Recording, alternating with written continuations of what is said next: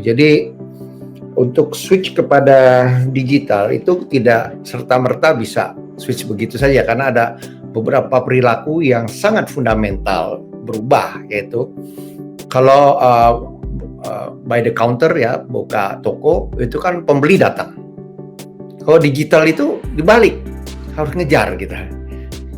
Dan jadi selain hulunya kita harus benahi, yaitu hulu desainnya ya. Jadi kita tahu yang belanja, mereka harus diberitahu para pengrajin itu yang belanja itu siapa, sehingga akan merubah desain. Nah, itu yang pernah kita lakukan juga di beberapa daerah di Flores, di Lombok, di Toba, di Halmahera.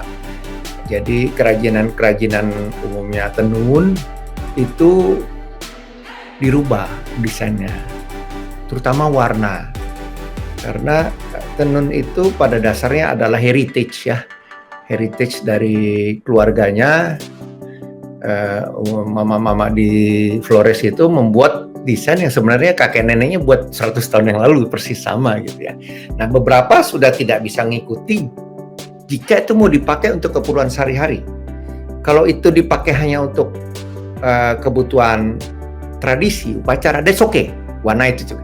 Tapi kalau dia mau menjadi komersial, berpikir bahwa itu akan dipakai untuk pesta, akan dipakai untuk sehari-hari, sehingga akan ada warna yang berbeda. Nah, itulah yang harus itu di hulu. Nah, setelah itu bisa, lalu saya selalu sebut hendaknya tidak cukup puas hanya menjadi kerajinan, jadi kain. Coba naik tingkat menjadi ready to wear, fashion.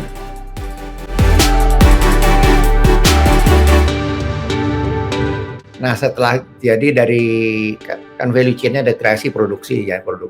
Nah, produksi juga kita harus ini kan kami tekankan bahwa kalau nanti goes digital, Bu, tuntutan daripada pembeli itu lebih tinggi dibandingkan kalau kita offline ya. Ibu tidak bisa mengatakan mohon maaf kami belum selesai deadline gitu, nggak bisa. Mereka akan pindah karena di digital banyak sekali, persaingan ibu tuh akan banyak. Nah, kalau dia offline kan mungkin datang ke satu desa di Halmahera ya, persaingan cuma 3, 4, 5, si turis tidak punya pilihan. Tapi kalau ke digital ada ribuan yang lain, Bu, saya bilang. Nah, ini yang harus disadarkan bahwa menjadi pelaku ini bukan sampingan, jadi harus full time. Nah, itu kita melakukan pendampingan. Saya tidak percaya pada pelatihan, karena pelatihan itu 3 hari seminggu, habis itu mereka lupa. Pendampingan penting. Berapa lama? 1,5 tahun.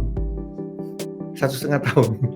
Jadi ada mentornya datang, kasih PR, nanti 2 minggu lagi mentornya datang lagi, kasih PR. Itu baru bisa. Kalau cuman bimbingan teknis, they will forget.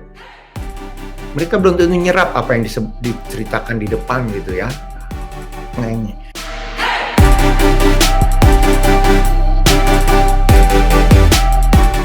Dan saya juga punya pengalaman lucu waktu kami ke desa-desa itu mengajak anak muda untuk membuat tenun, nggak pada tertarik. Tapi begitu kita bilang kita ingin mendidik kalian jadi fashion designer, baru mereka tertarik. Ya.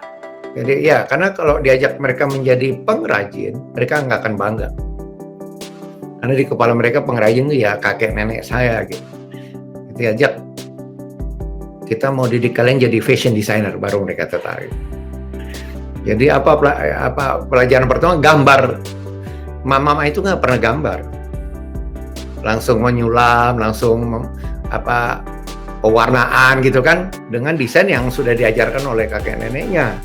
Jadi inovasinya begitu aja. Nah, ini yang di ekonomi kreatif harus ada nilai tambah. Itulah nilai tambah. Dan mudah-mudahan mereka itu kebetulan ada ketua komunitas yang memang aktif, selalu ngejar-ngejar kami. Sehingga waktu saat ada pameran kain Adiwastra di JCC, kami bayarin mereka ke Jakarta, beberapa dari desa-desa di NTT, di Halmahera, di Jawa Tengah juga di Kabupaten, kita bayarin transportnya. Yang pendapatan paling tinggi dari Kabupaten Sika. 3 hari mereka ini kita bayarkan bootnya ya, mereka belum hitungan. Tapi pendapatan 100% untuk mereka. 3 hari mereka dapat 200 juta. Untuk desa 300 juta. Karena saya bilang, kalian jangan jual kain ini 300 ribu ya. Awas, saya bilang, jualnya 1 juta, saya bilang. Ya, tapi packagingnya harus menarik. Awas kalau ada yang jual terus dikasih tas kresek hitam. Wah, saya marah, saya bilang. Pakai packaging dari karton lah kita ajarin, yang sederhana tapi menarik. Saya bilang, kamu harus bercerita ya di depan pembeli, tidak hanya memamer cerita. Ini dulu dari zaman bangsawan tahun berapa pakai ini. Terus cerita lagi, pewarnaannya itu alami. Nah, itu naik lagi angkanya. Begitu pewarnaan alami, itu ada nilai tambah di situ.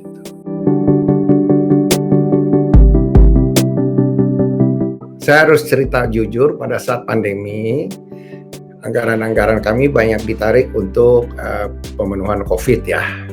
Jadi tidak ada itu melakukan mentoring ke daerah, tidak ada. Benar-benar pada saat 2020 itu tidak ada, tapi mereka tetap berjualan, dan kita minta kita beberapa ya kita jodohkan mereka dengan Tokopedia, Shopee.